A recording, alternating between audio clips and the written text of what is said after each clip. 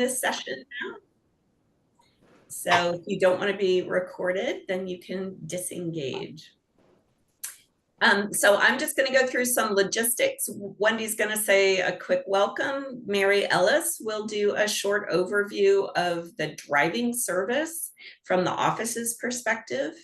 And then we've got 3 experienced volunteer drivers who are each going to share a little bit about their own perspective. So that's Bill Jackson, Mick Miniman, and Rebecca Mastry. And then we'll have Q&A. You're welcome to put your questions into the chat, or you can do your either actual raising your hand or the electronic raising your hand. I'll keep an eye on the chat, and I will be the one to pose those questions to our panel. And then we will wrap up. So that is the extensive overview of our session. But mostly we're just going to be chatting and everybody will be on screen. So Wendy, let me turn it over to you. Thanks, Cindy. And thank you for joining us today. You know, in addition to the sharing of information we're going to do today, this is going to be a great video for us to post on our website so that new drivers, as they come on board, can also listen to the conversation, get a sense of what it's like to drive for ANV, and hopefully hear some questions they have in their head asked out loud. So much thanks to you. The most important part of this is that I don't say too much because I don't want to step on Mary Ellis's presentation. So I'm going to turn it over to her. I don't know if I'd go so far as to call it a presentation, but I will take a few minutes just to talk about how we manage ride requests here in the office and communicating with our members. So to get a ride from ANV, we ask our members to call us with at least 3 business days notice with a ride request. Even a little bit more in advance is encouraged, just to give us, more lead time. And we ask that they share with us anything and everything that will be helpful for the volunteer driver to know. So, of course, that's date, time, location, but also if they expect the volunteer to accompany them into the appointment, how long the appointment will be, if they anticipate they might need an additional stop. We just want to make sure that we have all the information to help set the right expectations for the drivers. And that makes it easier for you on that side to know how to budget your time. So that information gets entered into our system, and then we send it out to our drivers, to you, twice a day, once around noon, and then again around 2:30. When a driver volunteers for a ride, we contact that member and we share the driver's name, confirm that they do, in fact, have a driver, and let them know that they should be expecting a call from the volunteer within 24 hours of that assignment. So once the office has contacted the member to let them know that they have a driver, it's then in the volunteer's hands to take the assignment from there. And I think one of our volunteers today is going to talk about what to do once that assignment has been made. So I won't go over that right now. So what do we do when a member has a request for the next day and doesn't have a driver? Many of you have probably seen the lovely bright red highlighting text that we use to draw attention to those urgent medical rides. And so if we send the emails out and by the afternoon there's still no driver, then our office staff will start calling our volunteers who have offered to be on what we call our dialing for drivers list. Some of you are on it, I know. And so they'll start making those calls to reach out and hope to find someone who's available. It is effective. We are often able to find drivers that way, but it is and can be very time consuming in the office, especially if there are a lot of rides, if it's a really busy afternoon and there are a lot of incoming calls to manage as well. It can be kind of a lot on the office staff. And it can be a little stressful for our members who are waiting to hear about that ride. So we prefer not to wait up until the last minute, but it does happen, and we are grateful when folks are able to step up.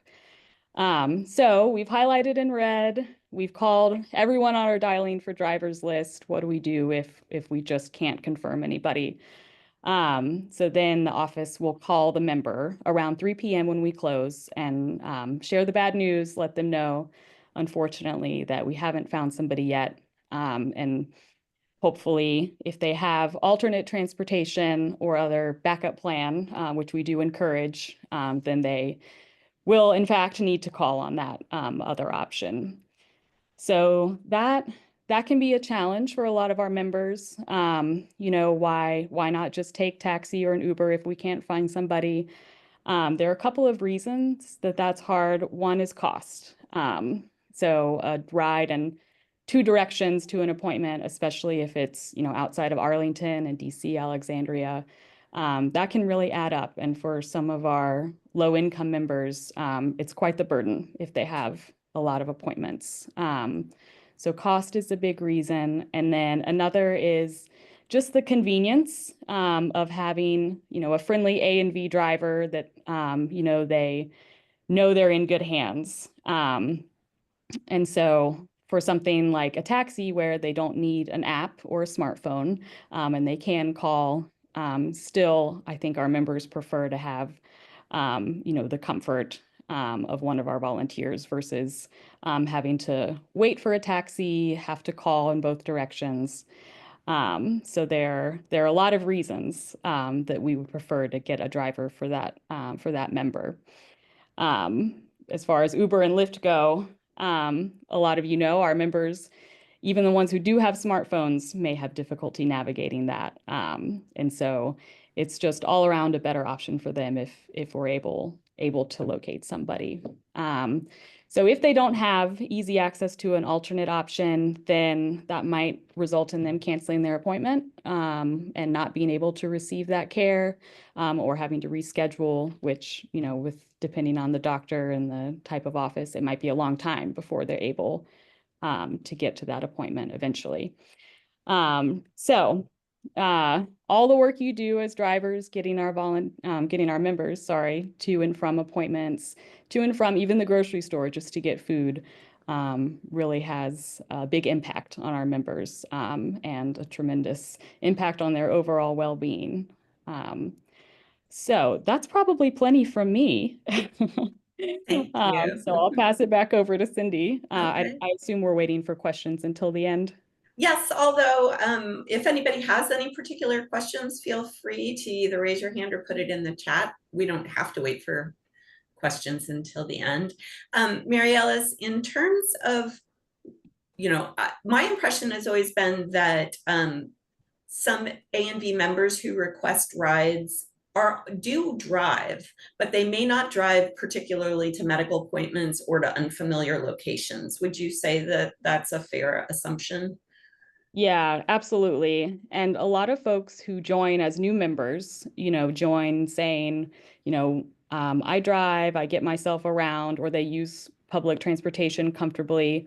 But there are occasions where that's just not possible. If someone has a procedure that requires sedation, that's a really common one, as I'm sure those of you who have done a lot of driving have seen in the requests. They can't call a taxi or an Uber, even if they wanted to or could. Mm-hmm. And so that's where we are really helpful in getting members, to and from that type of appointment. And then others, like Cindy mentioned, as you get older, I hear from many members that they're less comfortable going those further distances. Parking can be a pain, especially in places like DC, as we know. So there are lots of times where it's just better if we can get a member somewhere versus them driving themselves. And I know that those of you in the office sometimes do step in if there's a particularly critical ride that's needed, and that also pulls you away from the office and to provide a ride. That's a judgment call that you all make, but it is it's something that is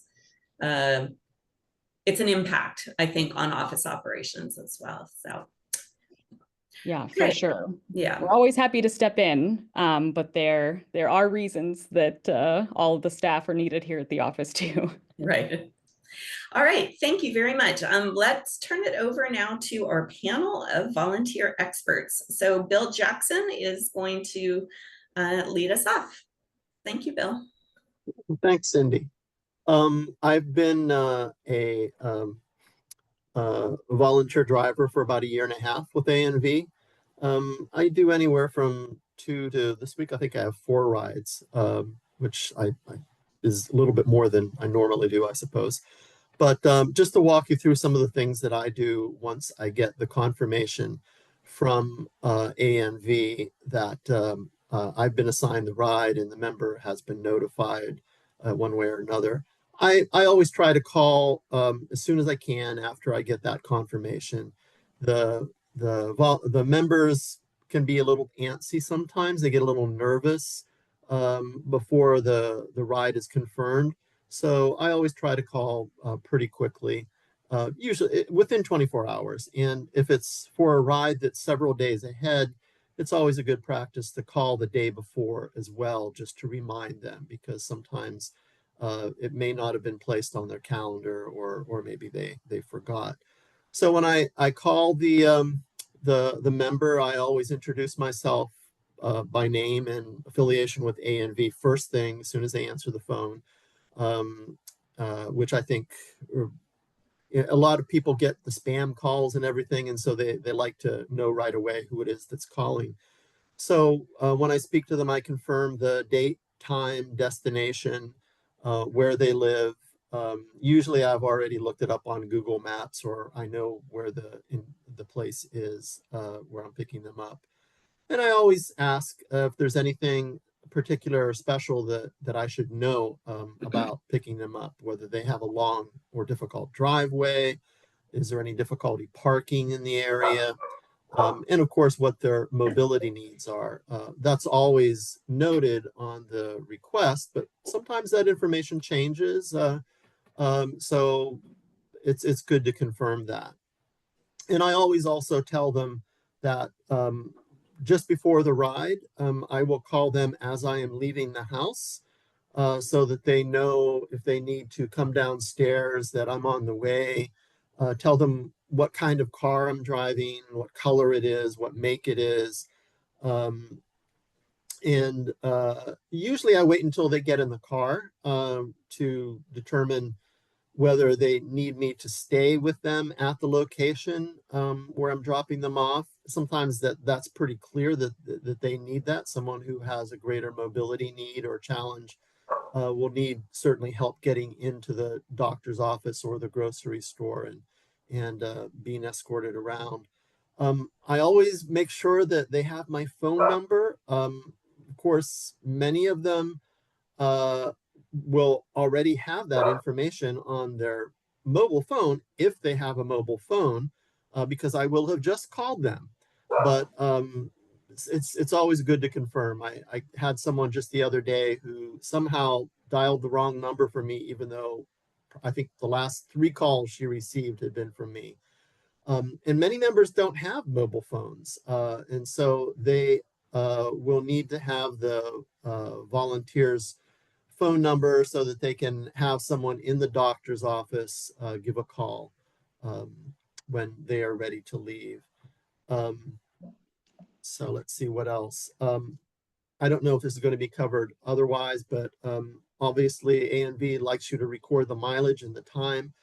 I try to set my odometer so that I know exactly what the mileage was, but sometimes I forget. So you just do Google Maps, and it's a very easy responsive email. I just send back that this one's completed, this many miles, this amount of time.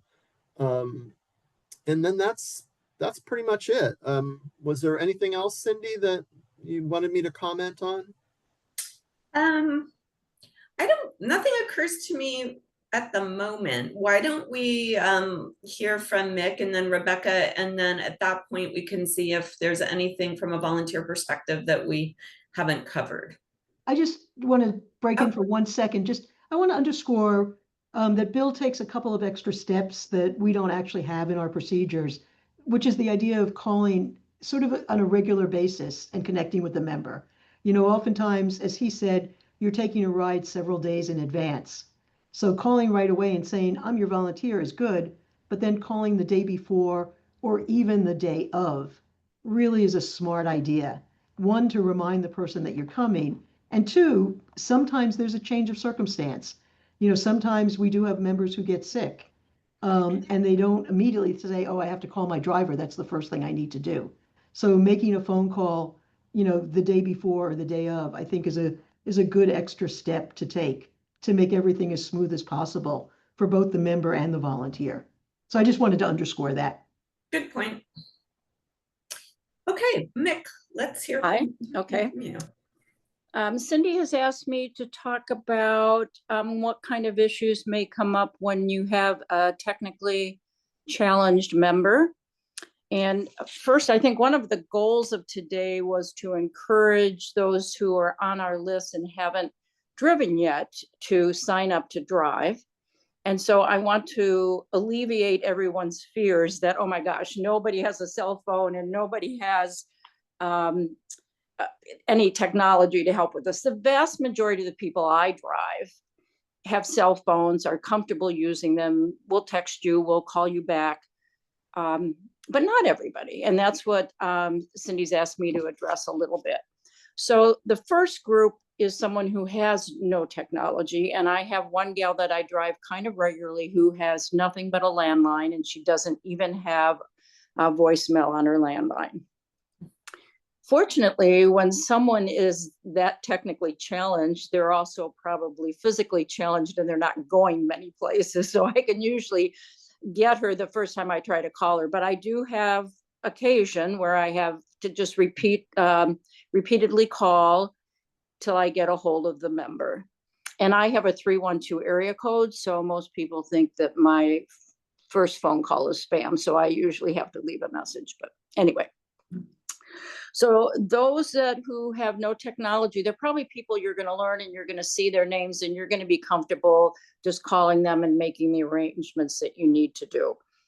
But there's also a group then that has technology, but don't know how to text, or as Bill had mentioned, somebody had called the wrong number 3 times. So there's a lot of ways you can help. Number one, you can offer, if you've got a little extra time and you're sitting and waiting for an appointment, you might ask them what trouble they're having with their cell phone. And you might, if you're proficient in that issue, just go ahead and help them. There's nothing wrong with that. We also have a group of technology volunteers. I've used them myself. They're mostly young kids who come in and boom, boom, boom, boom, and they fix whatever problem you've had in 2 minutes. So you can encourage them to take advantage of the technology support that we have through their membership. And then, of course, we've also got the backup. The information that you get on the sheet when you sign up for a call gives you emergency contacts. It gives you other ways of maybe getting in touch. Maybe there's a daughter or a son, or they might have a nurse aide. Typically, there's going to be a lot of information on that sheet that you get that will help you if you can't get in touch with a person. And I have called the nurse. I have called a daughter-in-law or whomever, and that seems to help resolve the problem pretty quickly. And there is the office, and the office is not only there until 3. On your sheet, you're going to have a number that for emergencies, that if something goes wrong and because of technology you can't get through to somebody, you can always call the emergency office staff that are listed there. The one thing that I have learned to do, because it happened to me once, is if someone does not have a cell phone and you are dropping them off and picking them up later, so you've given them a card with your phone number on, and then you're expecting the office staff to call you, and they don't call you, and they don't call you. It's very helpful if you know who the person is going to see, whether it be the practice, the medical practice, or actually the physician's name, because I've had to actually go park, go inside, explain who I am. I haven't heard from this person. They're in so-and-so's office, and they'll direct me to that office and you can go. That's happened once. So don't freak out and think, oh my gosh, every time I take a drive, I'm going to have to figure this out. But if you have the name of the practice or of the physician, it's going to help you in a pinch. So that's my little advice on dropping people off.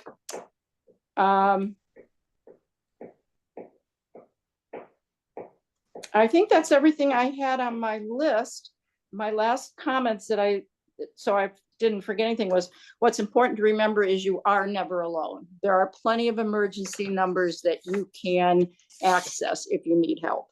So did that cover what you were hoping for, Cindy? Indeed. Okay. Nick, thank you very much. One question that's come in through the chat is, what's the expectation of and maybe I'll direct this one to Mary Ellis. What's the expectation of the request saying low seat needed? Yeah, so that information is sent out with the request. When a member joins, we get as much information as we can about kind of what needs they have when they go out. So mobility devices, and then whether or not they can get into a high-seated car like an SUV. And so if it indicates low seat needed, that means that the member needs a sedan or a small SUV, rather than, you know, anything that's going to be too high for them to lift their leg to get into. It's a little tricky because sometimes a member will put low seat needed, but really it's like, oh, well, if I have a stool I bring with me, I can step on that to get in, or like if the volunteer can give them a hand. But the short answer is low seat means that it's kind of sedans only. Okay, great. And Audrey's comment is it's very helpful. But this is also directed to the office, just a comment. It's helpful when you let volunteers know that even a one-way ride would be appreciated. I know that generally most rides are round trip, but on occasion it is, I think the offices or the members comfortable saying that even a one-way ride would be appreciated. And that's great information to put out. Okay. And So oftentimes, I saw Audrey had her hand up. Oftentimes we take some of those rides, like I'm going for a colonoscopy, that clearly has a 2 or 3 hour window, and do split it into 2 one-ways. Someone who can get them there and someone who can get them home, rather than have an individual tied up for that long period of time. Audrey, you wanted to do a follow-up? Yeah, I had a couple things. I made business cards with, it says my name, Arlington Neighborhood Village, and my phone number, and I hand it out. And so I don't care if it's in their phone, I don't care if they don't have it, but they have the card, they can always hand it to the receptionist. It would be helpful to us if generally you captured in the request the doctor's or the office's phone number, so that we don't have to ask for it and write it down and while we're sitting in the car, so that we always have that. I don't want the doctor's address because I don't want to have to park my car necessarily. I want to be able to check on them. So that would be seriously helpful.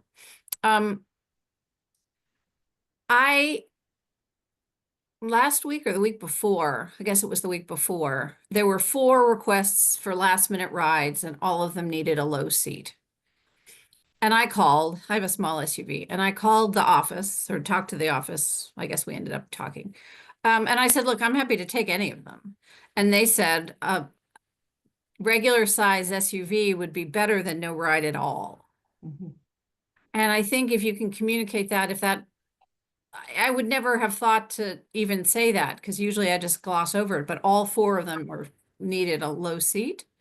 And if there's some flexibility, I mean, if I could bring a step stool, something to meet those low seat requirements, I would be able to fill more rides. Mm-hmm. okay. Yeah, it's a challenge. We are at that point reflecting what the members telling us, and it does, I think, Audrey, get down to if we tell a member we don't have a ride for you, or would you take a low SUV? They'll say, oh yeah, I'll take the low SUV, but they still have the preference of having, the sedan if possible. But maybe when you send out those red alerts, in that case, you could say, yeah, or ask the member, look, this is the only option we're going to have at this point that'll increase your odds. I mean, right. something, because the number of Sure. rides I don't sign up for is pretty big. Yeah, I think that's good feedback. I am capturing some suggestions that we'll take a look at and see what we can do to, certainly the more flexible a member can be, the more likely they are to get a ride. And that also extends to things like, do you have to do your grocery shopping during the week, or might you be able to do it on the weekend? There's other ways that we're trying to encourage flexibility to maximize, the ride fulfillment rate. So. Okay, I have thank a you. couple other questions. I'll wait till the end. Okay, thanks. All right, Rebecca, thank you for sharing your perspective. Hi, thank you. Rather than parrot all of the wonderful comments that Bill and Mick provided, I've got a couple of other things that may be helpful for drivers. One is particularly when I call after being assigned the request of the members, I often make an effort. Both my parents were hearing impaired, and I make an effort when I call, when I'm identifying myself, I slow the cadence of my speech down, I lower my voice, and I've had members say, oh my gosh, you are one of the few people that calls me that I can understand and hear.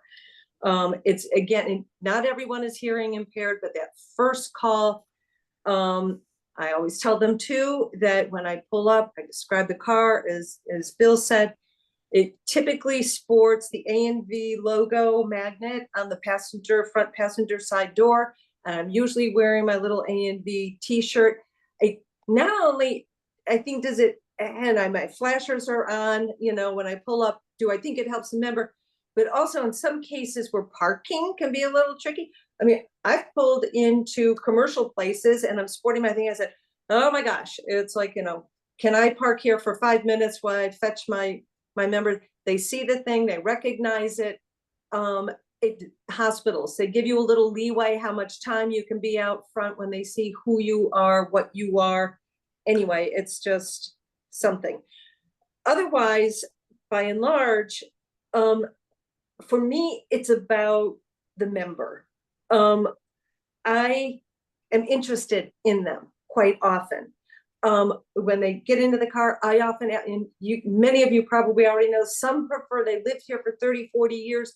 They want to take this route this way and this way and this way, and not necessarily where Navi is going to take you. I always ask, are you my wingman? Are you navigating for me, or am I relying on GPS? Also, read it was mentioned earlier, I can't emphasize that enough. Read the assignment sheet with its full description, with the emergency numbers to call. 9 times out of 10, you're not going to need it, more than that, actually. But when you do, boy, I always print it out and bring it with me, so that I've got it handy in the event that I need it. If you're taking members to places like a doctor's appointment, like AARP's tax, or they're doing their tax returns, or the DMV, ask them if they have the requisite information that they need so they're prepared for the appointment. Do you have your meds with you? Do you have your prior year taxes? Do you have whatever's required? Sometimes you're going to know that, sometimes you're not. But yeah, it's a time saver rather than pull up in front of the DMV and then find out the member doesn't have the stuff. Then it's time that everybody's kind of could have used better. Let's put it that way. We covered the bit about, when you're, when I'm with a member, I ask them about themselves. How you doing? Where are you from? Why are you here? What did you do? Members love talking about themselves. And I think it's as much about the social interaction rather than just the transportation alone. And it's listening to them. I don't even have to say anything. Very unusual for me. One other thing I can mention, boundaries. And this is something I am guilty of when I've developed a relationship with a member, and then there may be, for some members, a tendency to say, gee, I've got an appointment next week, can you do it? I said, well, perhaps. I said, but the office, and it's, you don't have, the office requires that you submit your request to them, and then if I see it posted, I'll keep an eye out for it, and I'll do the very best that I can if my time permits, my schedule permits, and so forth. So it's just something to be aware of, because that scope creep can expand on that, and we don't want anybody to feel uncomfortable. The member needs to feel comfortable. You need to feel, the office needs to feel comfortable about it. And then I'll part with reiterating what Mick said. The office is there for you. On the few occasions where, I've needed to call the Mounties, I call the office. I try and call them before they close, but someone is always there. It's like, okay, this is going on, blah, blah, blah. Just wanted to let you know. And yeah. Oh, and the other thing, I was taking notes that sometimes when you're transporting a member, something may come up. It's like the saying that they have now: if you see it, say something. If there's something unusual about a member you're familiar with, maybe their gait, their mobility seems a little compromised. Sometimes they've changed their meds, and just make a note of it when you report your miles and time, so the office is aware of it. It's I think it's just a consideration, and it's something I would like to know, that if somebody's transporting my mother, they would say, gee, she didn't seem so hotsy-totsy today, because these were my observations. And that, I will end it with that. I think that's a great reminder, Rebecca, because it is a request that we make for all service requests, of course, but it is an important part of your responsibility as a volunteer to report not just your time and miles, but any observations that you've made that could be beneficial to the office. Maybe something about the logistics is old news on that service confirmation that you got, or maybe there's just something that you've observed that you think needs follow-up by the office, or would be helpful to the next volunteer, even if it's just a little bit of logistical feedback about parking, or which entrance to use. That's all very helpful information. Let me see here. There's a couple of questions that have come up in the chat, and then we can also see if there are questions that you just want to shout on out. So Margie asks, Wendy, what's the progress on a web-based system?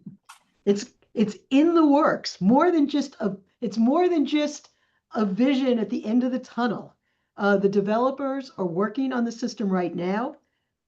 Many of you know Pete Oliveri. He's been in the office almost every single day for the past 3 weeks. It's actually, he's Mary Ellis's office mate now, and Pete is working on data migration. So you can imagine we've got 11 years worth of data in the old system. We want to move it over to the new system. You have to clean up that old data. You have to, identify each data element and say, where does it go in the new system? And Pete is in the midst of doing all of that for us. So it is real. It will happen. It's like building a house. I thought it was going to happen by April, and now I'm saying beginning of July. But we are working full blast, full tilt, full speed ahead. Whatever you can say with those words and momentum, we are working on it, and it will be real. Now, once it's real and we push the go live button, is training. It's training for us. It's training for our office staff. It's going to be training for all of you. So we want to do that well, so we don't lose any smiling faces. But the new system is real, and it's happening. Great. A couple people, both in their remarks and in the chat, are commenting about having purchased some business cards. We are thinking about, it's something that we are going to try to follow up on in the office, about what can we provide to drivers to make it very easy for you all to be sharing your phone number with a member, so that that communication happens easily.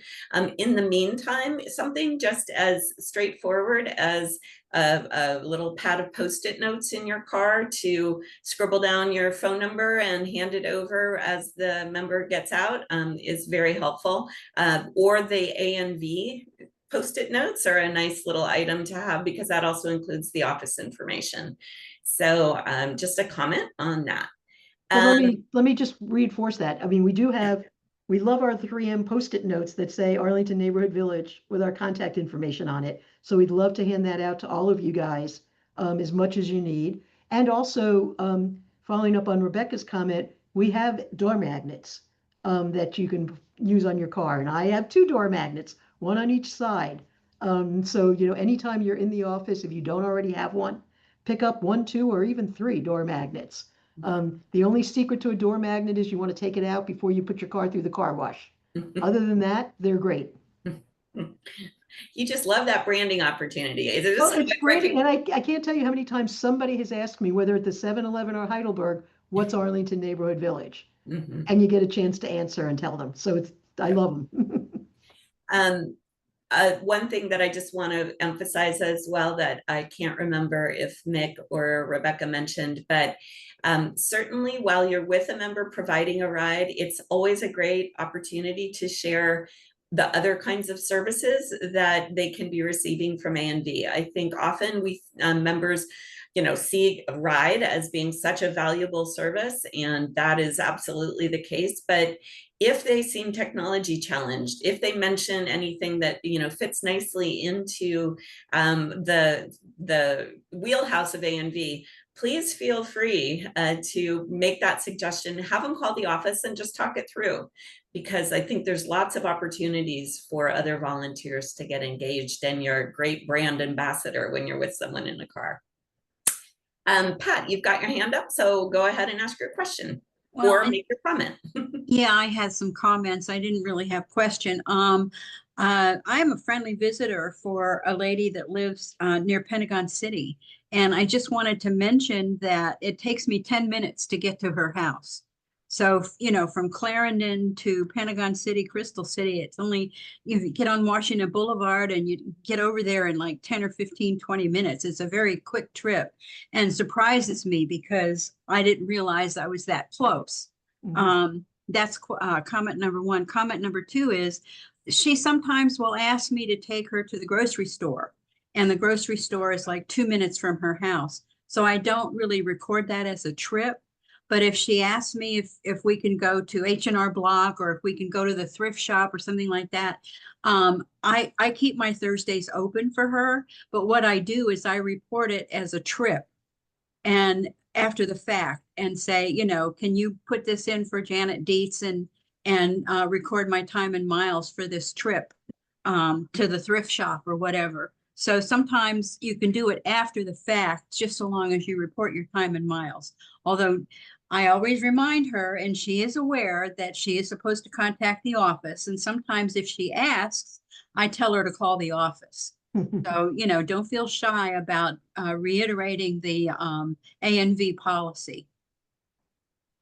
Well, if Wendy or Mary Ellis is not going to leap on that comment, I will and say, yes, please do that. It is important for the office to track those requests, and you're not being bureaucratic. You're actually doing what the office wants you to do. Mary Ellis, is there anything more that you would want to say on that topic? I mean, I think it's pretty much been covered, as I think Rebecca and others have talked about.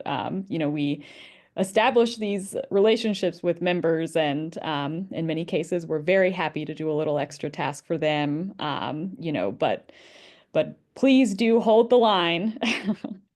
Ask them to put it through the office, and make sure that we can keep track of it in one way or another. Great. Audrey, you've got a comment?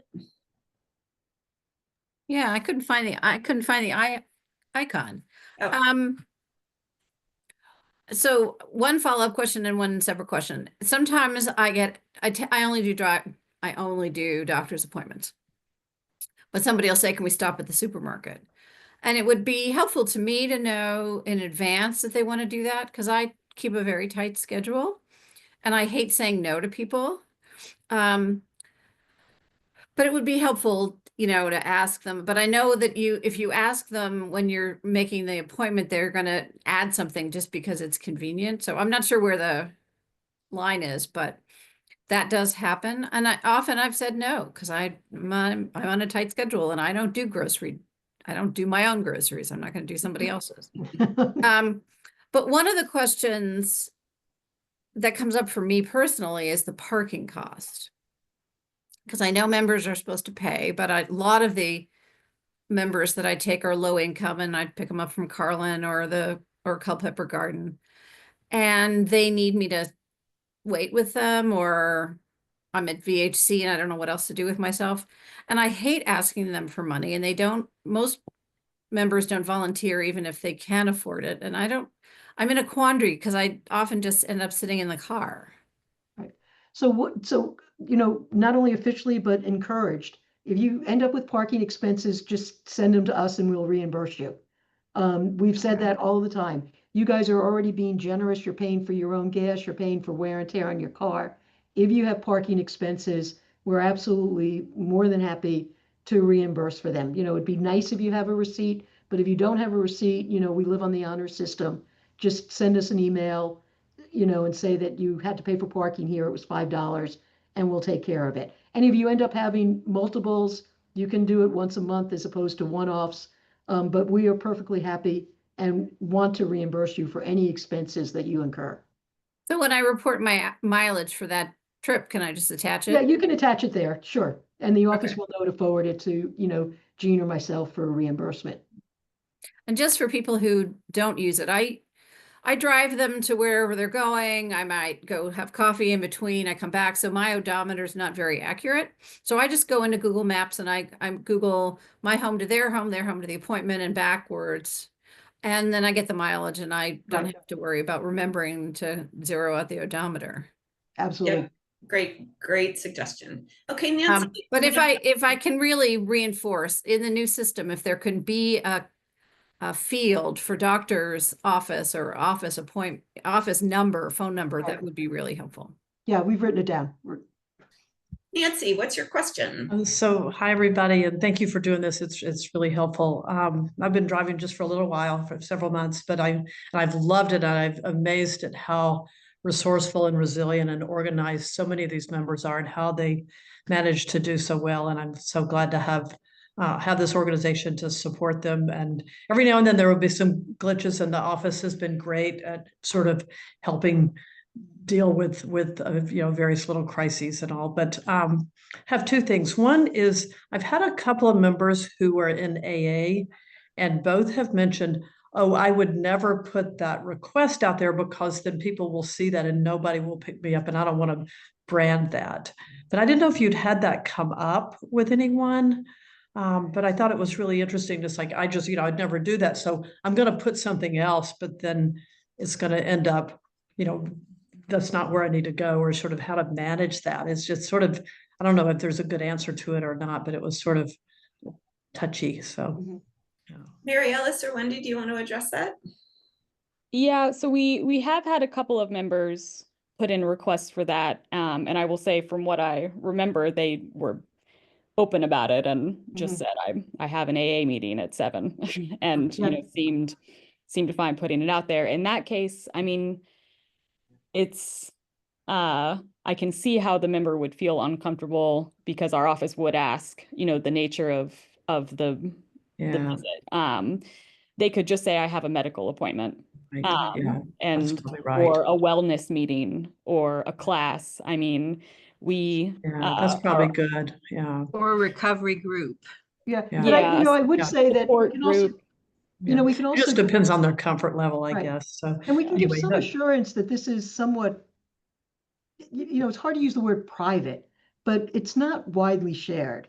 If someone, we do have, and Mary Ellis mentioned it, I think we have someone who goes to an NA meeting. And it's in the request, and it's 7 o'clock at night. So, in a sense, we know it's not a medical appointment because it's 7 o'clock at night. They say it's an NA meeting. The people who know that are, one, the people in the office who take the request. When we send it out as an open request to volunteers, there's no name associated with it. So it's not as if everybody on, 180 drivers know that John Jones is going to NA. They just know that someone from the Buckingham neighborhood is going to NA. When it's ultimately assigned to a volunteer, that one volunteer knows. Yeah. So I only offer that, Nancy, as a way to assure someone that there's a limited number of people who might know something, if someone wants to keep something like that confidential. You know, the other side of it is, you know, the person we're talking about in this instance, you know, has actually formed a relationship with a driver. And that driver is generally the person who is taking him to his meetings because he's supporting him in his recovery effort. So there is a possible positive side to it as well. But again, as you're noting, each one of these is unique. There's no, you know, answer for all of them. But I wanted to give people somewhat of an assurance on how widely known some information is. And as much as you think it's out there, it's not, it's limited. And sometimes it helps because somebody else who may have gone through that same circumstance sees it and says, I want to help that person. So lots of different ways to read it. Okay. The other thing I had is I'm wondering, just from my experience with the free clinic, if you've talked to anybody at VHC about giving you some parking passes to make available to the drivers, because they used to give us a big stack of them. Oh, oh yeah. So parking passes for the garage. Yeah, for the garage, because I mean, so often you don't have to park. I mean, I'll go somewhere and pick people up, but the people you need to go in for, it doesn't happen that often. But it might be that James Meenan or even Chris or somebody might be willing to do that. I mean, they donate to nonprofits as a foundation, but it might, you know, it might be. I'm happy to connect you with somebody. That would be great. I mean, you know, would... we haven't talked to James in a long time, and I don't think we've ever asked them for free parking. Well, you don't have to, but no, I'm just saying he should be able to do that, and you know, you're not going to abuse it. It's basically bringing them business, bringing clients to them and patients to them. So there's a related question in the chat about getting handicap parking passes, and we had tried for that also at one point years ago, and you know, because it's DMV controlled, you know, we couldn't get it, and even if we had gotten it, it would have required the driver to come to the office, get the parking pass, then go get the member, then do the, you know, it didn't seem that it was that much more efficient than, but I think at the same time, you know, one of the things to know is if your member has a handicap parking sticker, make sure you take it from them, use it, give it back to them, etc. But we had tried to get some from DMV and weren't successful with that. I've asked members who really need it to get their own. Yes, right. But again, you know, the sad part is, at least from my experience, whenever I go to Virginia Hospital Center, all of the spots are already taken. You must have to get there at 4 o'clock in the morning to get one of those handicap spots. Susan, you go to the hospital far more often than I do. I'm sure that you feel the same way. You're on mute. Susan, you're on mute.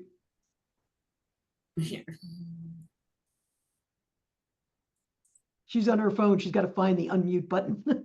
I found it. Yeah. Yeah, no, I mean, the outside parking for handicap that's free, that's usually unavailable unless you come at 5 in the morning. But in the hospital building, there are handicap spots on the first floor, and there are lots of them. I don't think that's so much a problem. My experience anyway. But great. I'm just taking a quick look at the chat. I think we've covered most of the topics. Anne raised a question about adding to the request whether a free parking lot is available or if there's only street or paid parking. I think that's if it's near, if you're speaking of the member's home, that is something that you could certainly cover in your 24-hour in advance phone call. If it's regarding where the member is going, I'm not sure that they would necessarily know that, but Mary Ellis or Wendy or anyone else have any experience with that and want to chime in? No, I mean, the best we can do is when we do an interview with a new member, we talk about what the parking situation is at their home so that you know whether or not, you know, you can park in a lot or have to get a parking pass. But we tend not to know the parking situation where they're going. And I think it's not realistic for us to ask that or for members to really know the answer in a reliable way. There's a question in here about reporting time. And I just want to remind people that you get to report time from when you leave your house get the member, take the member to a location, get the member back home, you get back home. So it is all of those steps in the process that you get the opportunity to report in terms of time and miles, because it is your time and miles that's involved. Let me pose this to Bill, something that when we were talking about what we wanted to cover for this session, Bill, you made some comments about what do you get out of being a volunteer driver that I thought were really, really helpful. So could you share that with the group? Well, I tell a lot of people that the reason I do ANV, first of all, is the great flexibility. I can pick and choose my rides every week. If I want to do something one day, you know, it's not like I have to come in a certain day for so many hours. So the flexibility is great. I meet so many interesting people from all backgrounds, and we've had some great conversations in the car, as I think it was Mick or Rebecca was mentioning. If you just ask a few questions, next thing you know, they are just off to the races and so happy to share about where they're from, what they did, what their kids and their grandkids are doing. But I've met a lot of very interesting people. And to a person, everyone that I have driven is just so incredibly grateful. They thank me at the beginning, they thank me at the end. Sometimes they send a thank you text. And it really makes you appreciate how much this means to someone. Just yesterday, I took someone for an appointment, and this goes to something that Cindy or Mary Alice had mentioned about, you know, why can't you just do Uber? The woman said that that's what she was doing. She was doing Uber and taxis, and it was really expensive for her on a limited income. And she said there were times when, you know, with the rush hour with Uber, that it cost her $25 one way to go from Culpeper to Virginia Hospital Center. And, you know, that's just exorbitant for someone who's on a fixed income. And then just the other thing that I would mention is that, and I'm sure many other drivers do the same thing, is I often pair my rides with errands that I have to run. If I don't need to be sitting with the person, sometimes they don't want me to be there. They say, I'll call you when I'm ready.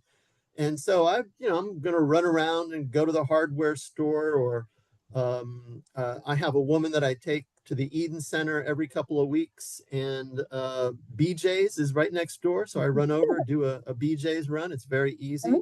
And so it's something that helps me out. It's kind of selfish from my side, I suppose, but it makes it the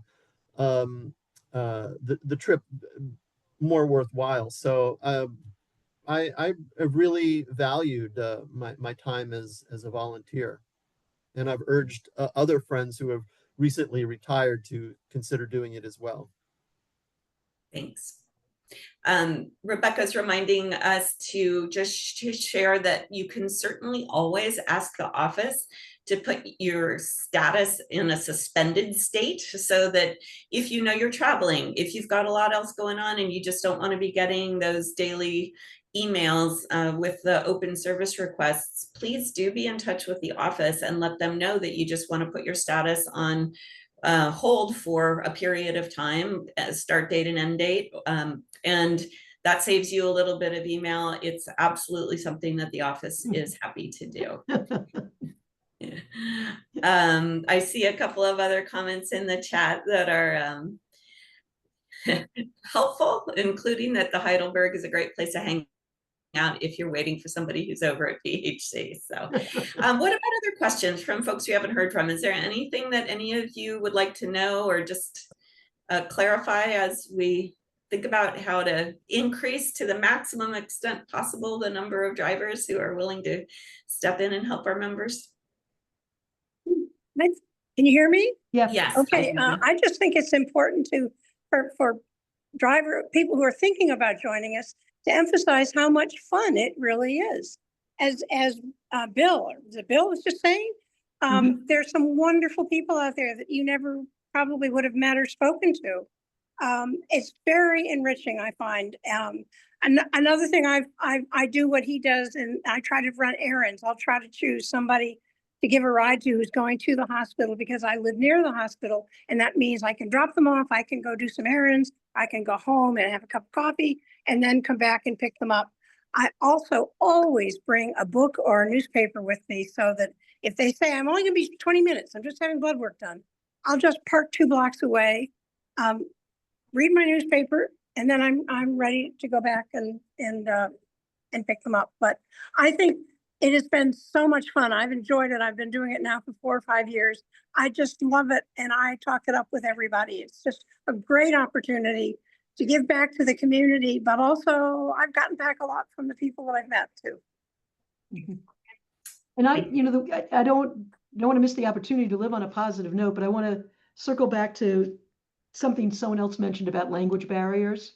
I know that it is one of our challenges that we don't have translation services, or we don't have people with multicultural backgrounds that can do the language barrier. But an experience I had recently with a family was I called them to say that they had a driver assigned to them, and all that they wanted to say back to me was this phone number. Call this number, call this number, call this number. And finally I realized, oh, okay, they want me to call that number. I'd only had to say it like 20 times. I said, okay, I'll call that number. Well, that number was their daughter. And their daughter was perfect. She knew what was going on. She was perfectly happy to hear from me. I clearly said, your dad wanted me to call you. We've got a volunteer. He's going to come, blah, blah, blah. And the daughter then called her parents, settled everything down. Everybody knew what was going on.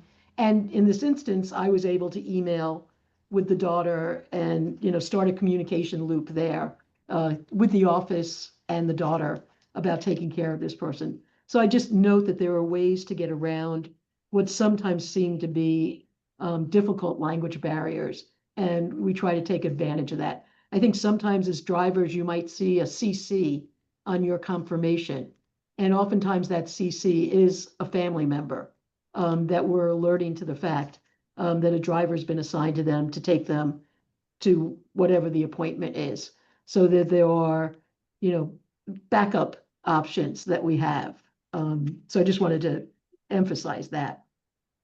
Right. Well, I want to be respectful of everybody's time. We've got just 2 minutes left. Couple of follow-up items or just comments from my end. If you are willing, if you're not already on the last minute driver list and are willing to be put on it, please email the office and let them know. That is a really helpful and important role. It also, we did hear from someone who is a driver, doesn't have a schedule that really accommodates a lot of advanced planning, but is happy to get that call at the last minute. And you can always say no, but it's a nice service that volunteers can provide. So please be in touch with the office if that's something that you might be able to do. Conversely, if you are haven't started providing rides yet and would like to ride along with an experienced driver, that is something that the office has set up, so they can set you up on a sort of a buddy system with either one of the drivers that are on this call or with someone else, which may be convenient. But if you've been a little hesitant to provide that first ride because you're not exactly sure how it goes and you want to ride along, that's absolutely something that the office can do. So do not hesitate to contact the office to make that request. And then lastly, if you're not even cleared to drive and you want to be cleared to drive, just reach out to me. It's a very quick and easy clearance process through Sterling Volunteers. It's just a double check of your driving record. I'm happy to do that. So that's absolutely a quick and inexpensive thing to do. We are happy to cover the cost for you. So any last questions? Okay, Wendy, anything you want to say to wrap it up? No, just thank you so much. I mean, this has been a rich conversation amongst ourselves, and we really appreciate it. But it also has made a great training video, which we're going to post on our website. And this is just the beginning. We want to do more conversations and engagement with volunteers on a multiplicity of topics. So we really appreciate you guys being the guinea pigs in the test run. You did a great job, and we really appreciate it.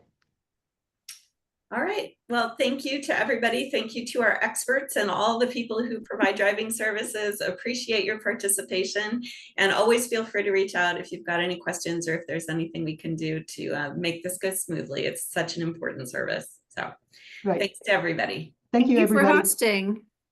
Bye-bye. Bye-bye. Bye. Wendy, is there anything I need to do to stop the recording, or just stop it? I think you just go down to recording and click on Okay, stop end. recording. There we go.